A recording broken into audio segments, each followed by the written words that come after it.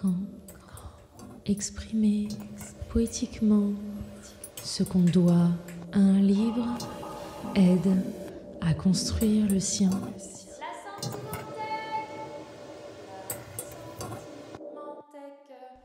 La Sentimenthèque.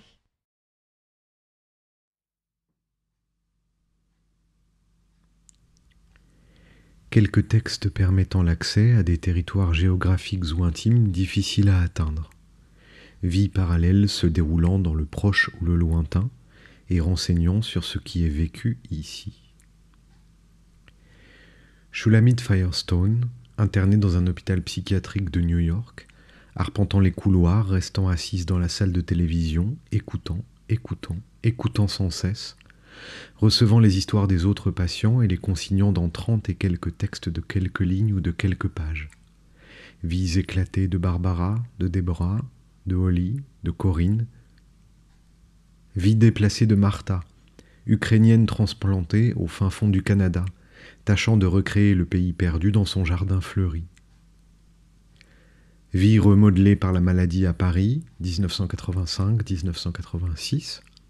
Chaque mois dans l'autre journal et dans Libération, Michel Cressol, tentant de dire au monde qu'il ignore ce que les corps en sursis ont à raconter de l'époque. Vie se découvrant et s'inventant chaque jour dans un journal, épais comme un pavé, de l'adolescence à l'âge adulte, prose et poésie mêlées, Amérique, 1950-1962, Sylvia Plath. Voix liant la terre au ciel, récit du maître, puis de ses disciples, de Shtetl, en Pologne, en Russie, par Martin Buber. Vie d'un adolescent brisé par les traitements psychiatriques s'échappant de la ville pour survivre en forêt, Tony Duvert. Et ce territoire sans mots qu'étant Burial, disque après disque, chaque composition agrandissant de quelques kilomètres carrés son Londres humide, triste et nocturne. Et le Yorkshire, de 1977, David Peace, hanté par le corps de Claire Strachan, et la vie sans vie de Jack Whitehead. Enfin cette East Anglia traversée à pied jusqu'au Southwold, et sa Sailor's Reading Room, où l'on aimerait s'asseoir chaque après-midi, lire et noter des choses, tandis qu'au dehors la tempête se déchaîne, comme W. G. Sebald.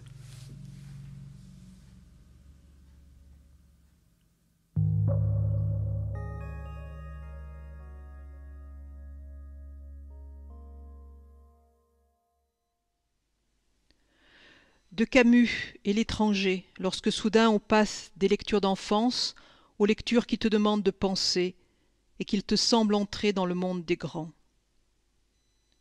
De Henri Beauchot dans Antigone, qui après d'autres trace le portrait d'une femme prise dans les épreuves, les doutes et la détermination, un personnage qui accompagne toujours.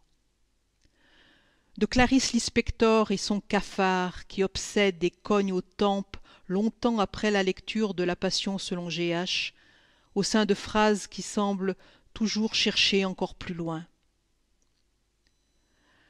D'Antoine Hémaz, avec Plaie, où se dit toute la douleur de la perte de la mère et l'écho qui résonne en soi, et les mots suivent ou vont devant. De la Bible en hébreu, chercher à traduire, creuser tous les possibles, jamais figés, en perpétuel mouvement, et vouloir se perdre dans les mots et leur amphibologie. D'Alejandra Pizarnik pour les mots de ses poèmes qui vont là où je suis et m'emportent sur son bateau. De Sylvia Plath, ce premier vers de la traversée. Les horizons m'encerclent comme des fagots. Ce vers qui me réchauffe et me précède. Puis les lavis bleus de l'aube qui ouvrent les yeux sur un monde. De Virginia Woolf et ses vagues dont je ne peux émerger, à lire et relire toujours les mêmes passages, avide de ces instants qui éclosent, vont, viennent et portent plus loin. De Caroline Sagot du Vauroux, le buffre, parce que le causse mes gens, parce que regarder puise, parce que cette langue neuve qui râpe, décape et finit par s'insinuer dans la peau, parce que ça grumelle. de Gustave Roux et son essai pour un paradis, pour sa mélodie, les visions offertes, les doux regards posés sur les moissons, pour cette voix basse qui n'en finit pas de murmurer à mon oreille. De Pierre Sandors dans l'Énigmaire, pour quelqu'un qui arrive quelque part, pour être le déserteur de soi-même, pour se dessiller les yeux et pour l'esprit du lieu. De Duras ou écrire, dans son dedans de maison ou écrire, dans sa chambre aux armoires bleues ou écrire, dans cette solitude ou écrire, dans cette solitude qui te fait. De André Dubouchet, j'avance avec de l'ombre sur les épaules.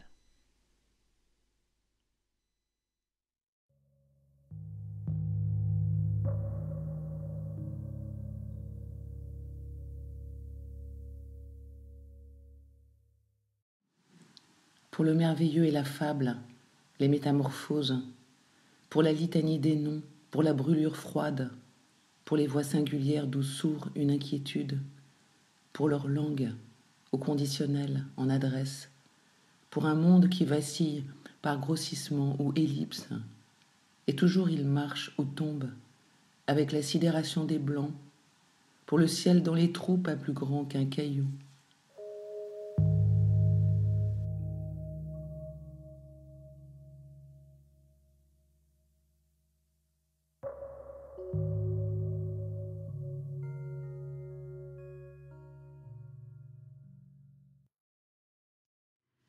De Mrs. Dalloway, de Virginia Woolf, et de sa traduction par Marie-Claire Pasquier. 3W. The Whirlpool of Woolf's Writing. En français, 3V. Le vortex des voix de Virginia. Une écriture creusant jusqu'au vertige les vérités de l'être, et où se noient les personnages. De Phèdre de Jean Racine. La beauté du français est comme une évidence, la noirceur effacée par tant de transparence. Le lieu, plus que Trézène ou Méditerranée, c'est la langue absolue, une passion qui naît. Des carnets de Malte Lauritzbrigge, de Rainer Maria Rilke, traduit par Claude David. Tenir sa langue, prêter attention sans relâche à la complexité du monde et tâcher de l'exprimer. Travailler la forme jusqu'au bout de la phrase pour que les mots de la beauté ou de la folie soient beauté ou folie ou ombre ou lumière. De Yellow Flowers in the Antipodean Room de Janet Frame. Déposer sa peine dans les mains du lecteur, pas seulement lui confier, et l'entraîner très loin, au fond de l'autre et de lui-même, ou d'un autre lui-même que les mots font naître, renaître dans des images ardentes, diffractées par les larmes. Des fleurs du mal de Charles Baudelaire. Le mot se fait chair, sur la strophe veloutée, les sons regorgent de parfums capiteux, l'écriture et le rythme passent par le corps jusqu'à la pourriture. De Città Invisibili d'Italo Calvino. L'ordre dans lequel se succèdent les villes, visitées par Marco Polo au cours de ses ambassades, n'est pas fixé une fois pour toutes dans la mémoire de la lectrice. Mais ce qui est sûr, c'est que leur construction soigneusement ordonnée sur l'atlas du Grand Camp donne plus de sens à la pierre comme au pont à chaque nouvelle lecture. De Cité dolente, trilogie de Daniela Chodrova, traduite par Catherine Servant. je voudrais trouver la porte, le trou de serrure, la cloison coulissante, la fenêtre, qui donne tour à tour accès à la matérialité du présent et à la remémoration des strates entremêlées du temps. Or, laquelle est la plus douloureuse? Laquelle est la plus réelle? D'Alvaro Mutis, traduit par Annie Morvan et François Maspero, La neige de l'amiral et toutes les autres tribulations de Macrol le Gabier. Pour garder à niveau la ligne de flottaison, les récits n'ont besoin ni d'un début butoir ni d'une fin marquée, mais d'être traversés par un humour baroque et par des personnages dont la vie se déroule largement au large du récit. Du docteur Givago, de Boris Pasternak, traduit par on ne sait qui. La fiction à toute allure dans des paysages grandioses n'interdit ni la théorie, ni l'histoire. De White, de Marie Darrieussecq. Un rythme, sec et haché au 50e rugissant, à vous donner le mal de mer. À la vitesse du vent et des fantômes tournoyant sur la neige gelée, sifflent, griffent. Une écriture aux antipodes de la mienne. C'est pour ça. D'anachronisme de Christophe Tarkos. Des noms communs, des noms propres, des verbes, des articles, des conjonctions, des listes, des histoires, pas d'histoire. L'hiver sont des mots, sont des phrases, forment des sensations par accumulation, par juxtaposition, provoquent l'étonnement, provoquent mon dernier choc en date, encore en cours, tout neuf.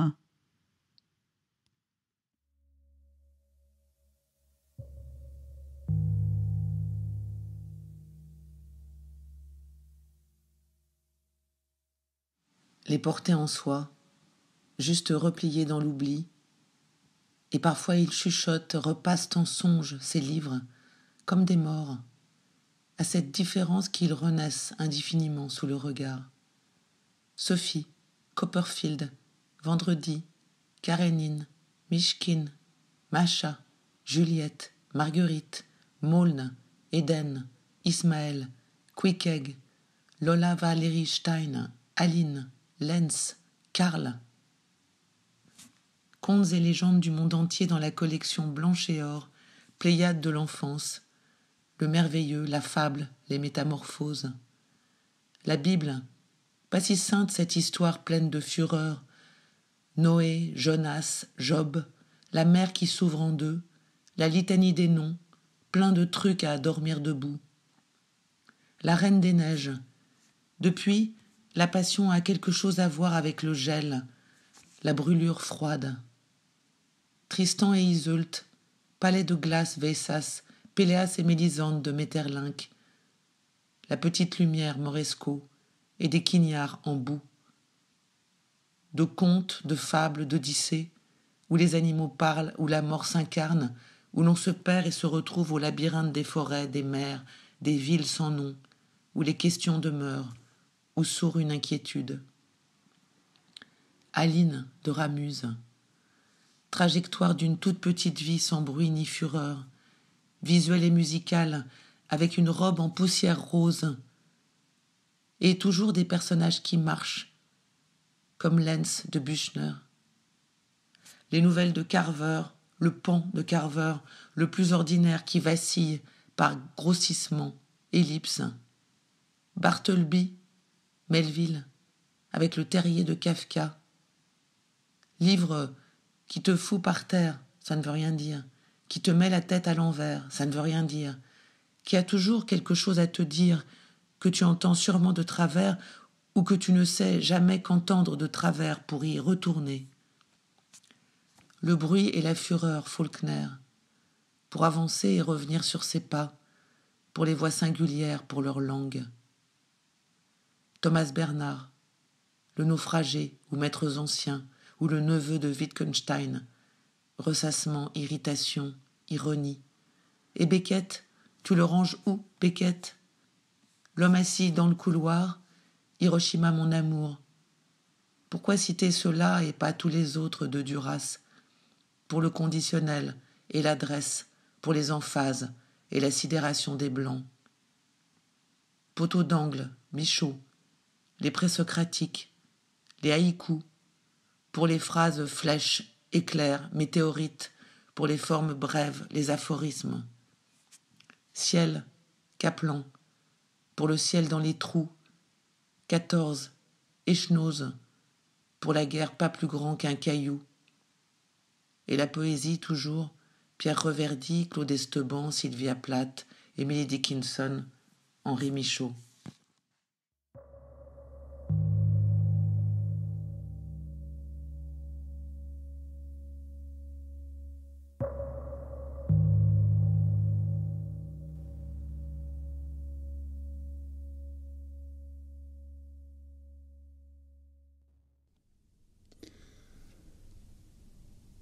Alors, ce que je garde dans ma sentimenthèque, Georges Perec, pour les traces mnésiques des lieux, les contextes, les contraintes qui fonctionnent comme des protocoles, se sentir en dette avec lui pour ça, comme avec Édouard Levé, Christophe Tarkos. Pour son témoignage essentiel, Primo Levi, Si c'est un homme. Julio Cortázar, pour la brièveté des récits et l'économie de la nouvelle, avec embarquement et fait média au cœur du film, en quelques lignes ou plusieurs pages. Comme Raymond Carver, tout est là. Pierre Michon, dans Vie de Joseph Roulin, ou Le Roi du Bois, ou 11, pour tout ce qu'il travaille à faire un style, des phrases qui reviennent, des occurrences qui se répètent, un vocabulaire, des tournures précieuses, et l'inverse, la langue vernaculaire. Pierre Guyotat, pour la chair, le réalisme cru, le rappel au corps sexué sans arrêt, et surtout pour des phrases au bord de la rupture, au risque presque de nous perdre. Des accumulations. Laurent Mauvigné, dans ce que j'appelle oubli, le choc, la voix forte, le récit choral, ce qu'il arrive à disjoindre dans la phrase avec une facilité déconcertante. Puis Pierre Bergogneau, pour son réalisme. Hélène Bessette, pour son être comme une barque frêle ou la voile tendue sur son époque, qui éprouve tous les vents contraires, d'être une femme seule, dans un monde d'hommes qui tire toutes les ficelles, ses livres qui ne se vendent pas car trop avant-gardistes, un procès qui la poursuit toujours à peine de quoi vivre, sentir le sort, dans l'écriture, s'acharner sur elle. Jacques Roubaud, surtout pour son laboratoire. Tous ses livres sont un laboratoire des mathématiques et de la poésie. Charles Juliet, dans Lambeau, pour l'avoir associé si familièrement à quasiment mon histoire familiale. Roland Barthes, dans son journal de deuil, pour l'infini désespoir de la perte que rien ne console et les brèches de réalité, les fulgurances, comme désormais et à jamais, je suis moi-même ma propre mère. Proust, qui m'a longtemps résisté parce qu'il fallait l'avoir lu, parce qu'il fallait en faire sa lecture estivale d'un trait, et aujourd'hui en lire des passages, au hasard, dans le désordre. Fernand de Ligny, parce que j'y reviens souvent, pour ses champs d'expérimentation, les enfants fous, les cartes, les films à faire. Joseph Joubert et ses carnets, pour l'oublier, revenir et redécouvrir une langue neuve, se sentir proche de sa pensée fragmentée, libre, influencée par la lecture, et y puiser des forces. Enfin, les rêveries du promeneur solitaire de Jean-Jacques Rousseau, pour finir ou pour commencer.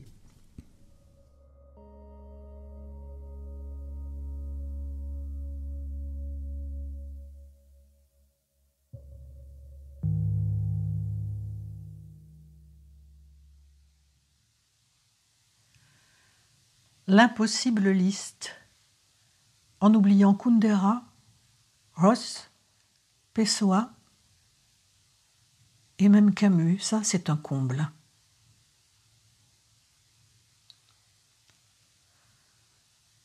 Sandrard. Sa poésie bousculée par le voyage et la nostalgie de la prose du transsibérien, l'ici et l'ailleurs dans le même temps, et toujours au-delà. Rimbaud. L'incandescence sous et dans la chair, la fleur de peau, son incroyable « je est un autre ». Flaubert dans sa correspondance, le travail, encore le travail, l'application, le doute, l'acharnement, la recherche des paysages pour ses personnages, le travail toujours, le bonheur parfois. Louise Labbé, la musique du désir qui se noie et brûle du ventre jusqu'aux lèvres. Musset, l'exploration curieuse de l'amour, les douleurs du renoncement, les subjonctifs dans le badinage. Molière, toute la comédie humaine dans sa complexité, le choc des contraires du misanthrope. Malcolm Lowry, la solitude dans le mescal, l'impossible superbe couple, la fatalité au-dessous du volcan. Bruno Schulz, pour ses descriptions sensuelles, pour la relation baroque à son père dans les boutiques de cannelle.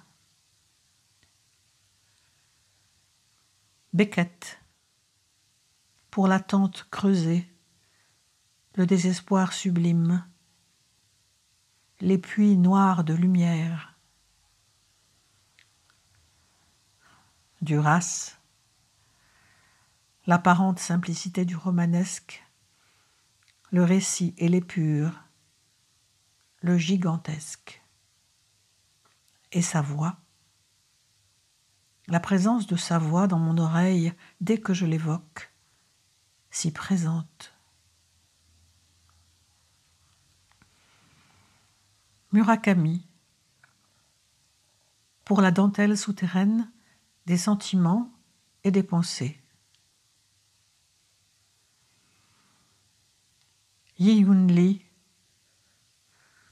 pour les ravages de la grande histoire de la Chine, dans la sienne petite, puis grande, d'un millier d'années de bonnes prières.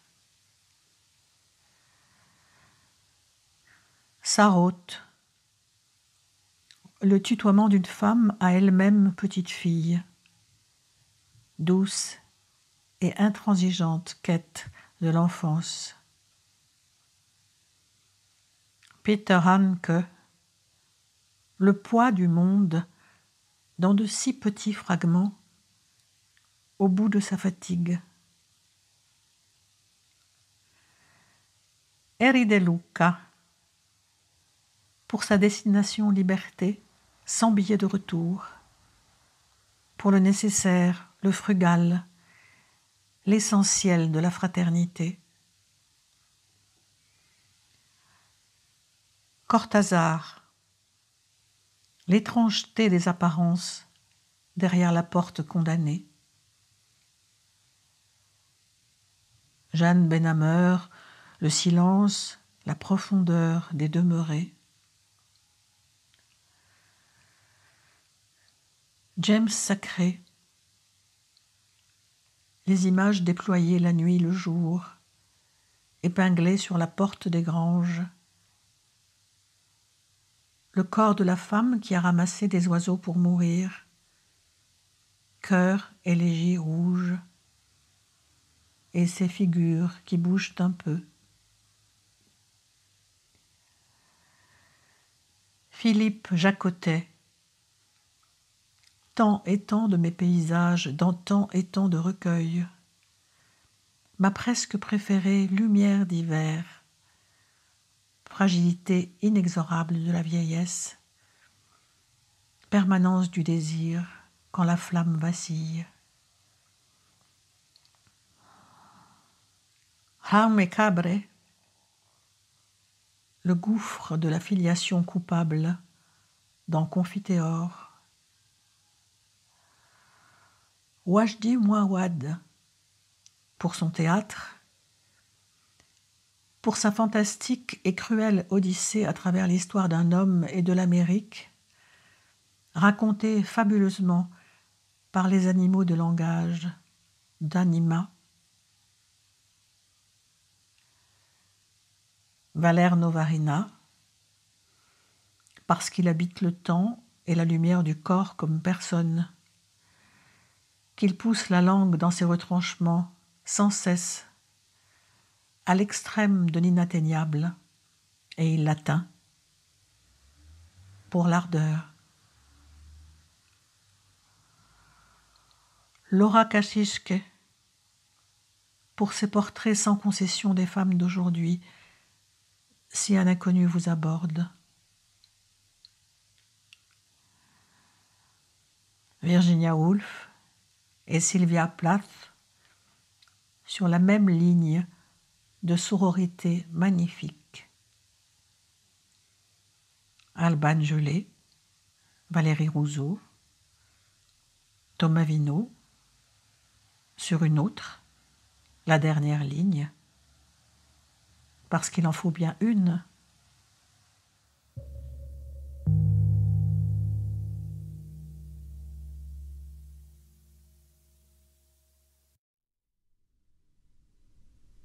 Sentimentech. Frère d'âme de David Diop. L'ai lu et relu à voix haute publiquement ces 2 dernières années sur les terres du nord de la France, sur les terres des tranchées de la guerre 14-18. À travers ma voix, l'histoire de cet homme qui regarde mourir son ami, frère, sur ses genoux, qui ne cesse de le supplier de l'achever. Dans mon cœur, l'émotion de ce phrasé poétique est sombre, et sous mes pieds les champs où les cadavres furent enterrés.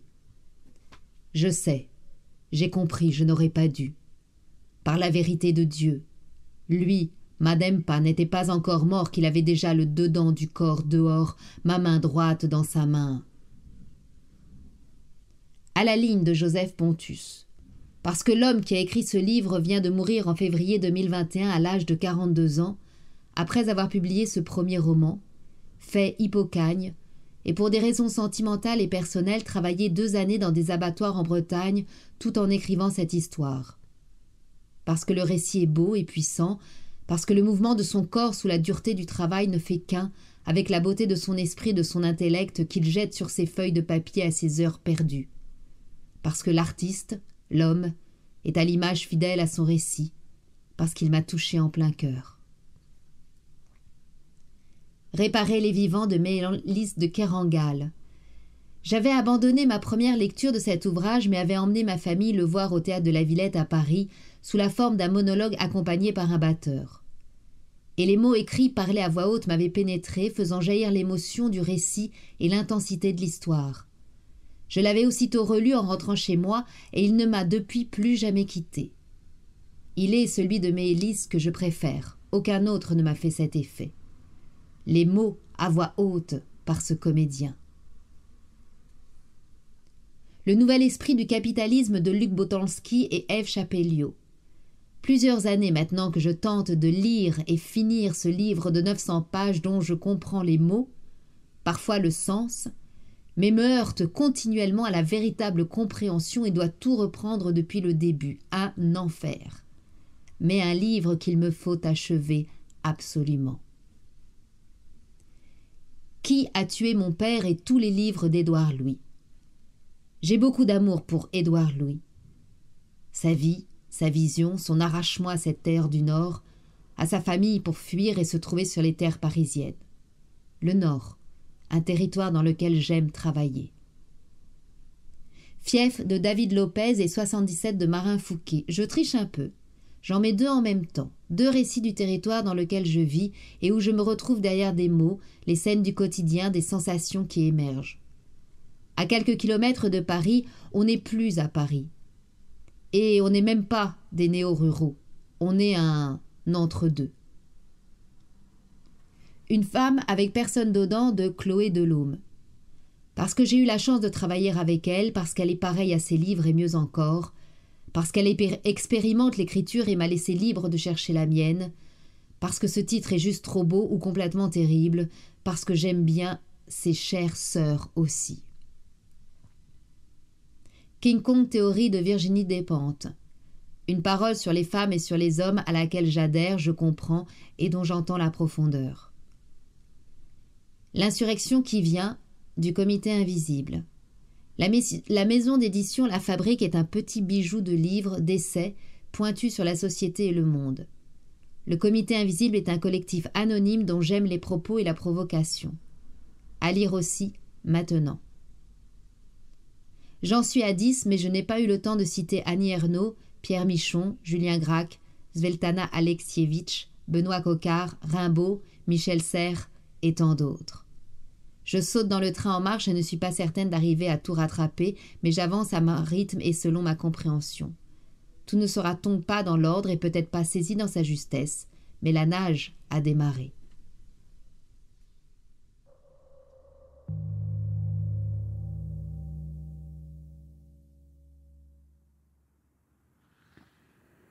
De Archibald J. Cronin, cette sensation que le monde suit un parcours déterminé à l'avance, on découvre le châtiment, la faute, l'erreur, l'adultère, j'ai oublié le titre.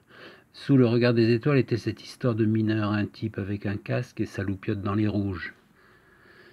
De Suétone, jamais lu le livre. Il était là pourtant parmi tous les autres dans les vers. Pourquoi y avait-il 12 Césars? Quelle histoire, quels historiens, quel texte? De HMS Ship Ulysse, en vrai, le S de HMS est Ship. Ça donne Ship, Her Majesty. De qui? Je ne sais pas. La guerre aussi, sûrement, que 2 Lattre, 2 Tassigny, 2 Corvée, 2 Chiottes, 2 mains. Une blague de mon père parce que tous ces premiers livres sont de mon père. De la terre, un Pléiade, le papier si fin, si doux, le texte qui s'efface sous celui qu'on lit. On ne voit pas bien, il manque la géologie, le mica, l'histoire du grain de sable de Fontainebleau. En seconde, peut-être cette consigne d'un prof d'histoire géo pour l'examen. La composition disait alors « Vous êtes ce grain de sable, racontez votre vie ». Ou en sciences nat, ces moments-là en tout cas. Des Embla, des X13 et autres petits bouquins de bande dessinée revus plus tard avec Francis Lacassin, Rahan et autres bellâtres. J'allais aussitôt à Johnny S. Muller et sa Jane, les brunes. Ces anatomies retrouvées ensuite dans le Laocoon, Spirou, un peu concon, Tintin, détourné en BD plus ou moins décomplexé comme on dit aujourd'hui, sexe bandant à l'air courant après une castafiore assez dénudée. Ah, les blondes. Ce genre de rigolade pocharde, puis de pilote, puis d'autres encore. De toutes les chansons du monde, mais surtout celles qui parlent des départs, des sanglots étouffés, des amours déçus et des regards longtemps portés sur ceux et celles qui ont depuis longtemps disparu de l'image derrière l'horizon. De Conan Doyle pour rester seul dans le noir à trembler devant l'apparition du diable sur la lande, le pelage en feu et les dents acérées. De Frédéric Brown, la défense de l'appart par une énorme masse pendue au-dessus de la porte pour en tuer l'intrus.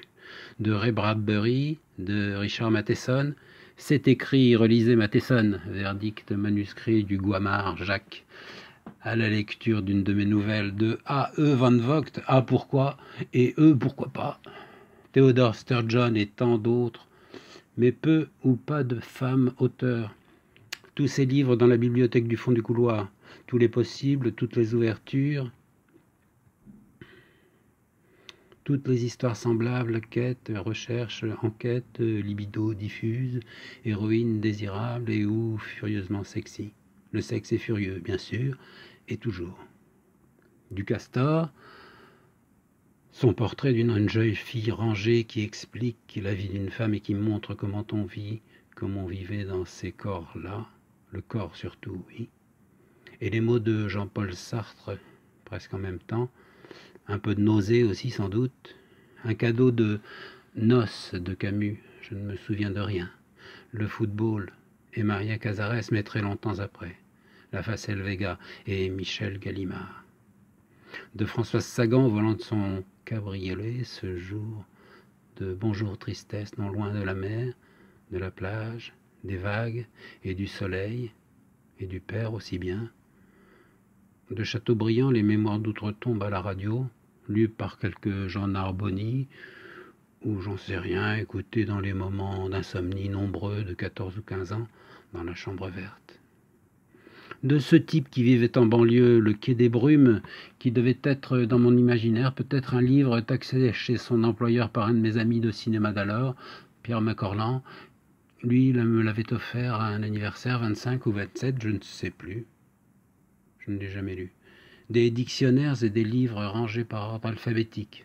J'ai tout rangé, toutes les bibliothèques, les livres par ordre alphabétique. C'était rue de la Sablière, mais pourquoi faire? Pour les retrouver plus facilement? Ah bon? De Françoise Dolto, décomplexée du homard, à la radio dans ces années-là. Toujours beaucoup aimé ses paroles. Puis ses livres, mais plus tard, en passant par le haut de la rue Saint-Jacques, imaginez très souvent sa manière de faire le tour du pâté de maison pour évacuer les dires et autres de la patientèle. J'aime beaucoup la patientèle, un peu comme le mannequinat, ce genre de mot qui donne envie aussi, surtout, de gerber. De Freud, fatalement, et son homme assis sur son pot dont un rat vient dévorer l'intérieur en passant par l'anus, et de ses 5 psychanalyses, et de son cancer du cigare, tout comme celui de Lacan, tordu, sec, indiscutable, et cette maxime, l'humanité en général et globalement, est bien une abominable canaille, je cite de mémoire. De Breton, le premier et le deuxième manifeste devant une espèce de prof en blouse grise, non j'invente, mais chauve et âgé, je revois ses lunettes, d'expliquer ce que peut bien vouloir dire ce trait blanc sur fond noir, la pensée, et cette façon de sortir dans la rue pour tirer sur n'importe qui au hasard, et d'abord sans doute sur ce professeur-là. En résultat, un curieux 18 en français au bac C. Dans les vers, le précis de philosophie avec ce prof qui expliquait, un petit bonhomme brun et bien coiffé, tandis qu'au fond de la classe, on trépignait sur nos exercices de maths. De la gare des Michards, le goût prononcé pour Racine et les petits livres Larousse, aussi bien Bérénice, Phèdre, Bajazet. Que parlez-vous, madame, et d'époux et d'amants, ô ciel de ce discours, quel est le fondement et le cœur de Sodome et Gomorrhe, Giraudoux, intitulé Ordure, par un des amis de mon frère sur la terrasse de l'appartement du boulevard Rochechouart. De Jean Rey et de son Harry Dixon, sans aucune vraisemblance, bordélique, dans l'intrigue, on n'y comprend rien, mais je ne me souviens pas tellement du travail de la sexualité ou de la libido chez ces héros-là, Sherlock ou Harry. De Marguerite Duras, les petits chevaux qui vivaient, je ne sais où, on est en vacances à Tarquinia, mais c'est où? Et puis le Campari, et puis Gibraltar, qui va directement en pointant vers Brassens, beaucoup de musique tout au long de tout ça, India Song et Delphine, qui épluchent des pommes de terre dans sa cuisine, du côté de Bruxelles et de son quai du commerce, du transsibérien de Blaise et sa main, son bras droit parti à la guerre, dite grande, peu de sa poésie du baroud, des linéaments de l'espionnage, des Italiens, des Argentins, des Portugais, les filles aussi, beaucoup, mais plus tard, pour savoir comment se fait la vie ailleurs, des biographies, mais plus tard aussi, afin de savoir comment on fait pour vivre, des horreurs racontées sous l'emprise, là où l'est tout simplement le nom de Sir Alfred, beaucoup de sang, beaucoup de trahison, d'éventrement, de gorges tranchées, une mystification, une façon de raconter quelque chose d'autre que la réalité des amours. De Roger O. Tornil. Pourquoi ce O demande Ève. Oh, pour 0, dit-il. Ce geste en direction de sa mère qui entre dans le restaurant, le Plaza, où un serveur demande Monsieur Kaplan au téléphone, lequel serveur se dirige donc vers Roger qui prend le téléphone et qui devient par là le Monsieur Kaplan en question. Georges Kaplan. C'est un film, pas un livre, c'est un acteur, pas un auteur, mais c'est Cannes aussi, de Pérec et de ses personnages et de sa vie, son ou sa mode et son emploi. Le livre que je n'ai pas lu alors, mon ami A.T. l'avait lu, à la sortie ou au prix reçu plus ou moins indiqué, mais oublié. Plus tard, oui. De Proust, il y avait particulièrement le parcours au pied jusqu'à Calais pour prendre ce train qui allait à Nice en passant par Paris où j'avais décidé qu'il fallait descendre, les habits de Swann et les roches noires de Marguerite et la tentative de trouver exactement où se trouvait son Balbec sur une carte. Ce sont sûrement les cartes de l'Internet qui ont favorisé mon entreprise de reconnaissance des lieux et des diverses occasions, le plus souvent manquées, de faire quelque chose d'autre que ce que j'en fis de ma vie. De Stendhal, dont je viens de découvrir la tombe non loin de celle des miens, qui sortait d'un repas avec un ambassadeur ou un ministre et mourut dans la rue, ou presque. Du côté de l'Olympia aujourd'hui, plutôt, et Capucine, qui est le nom de scène d'actrice d'une des 3 abeilles du guêpier de Joe Mankiewicz.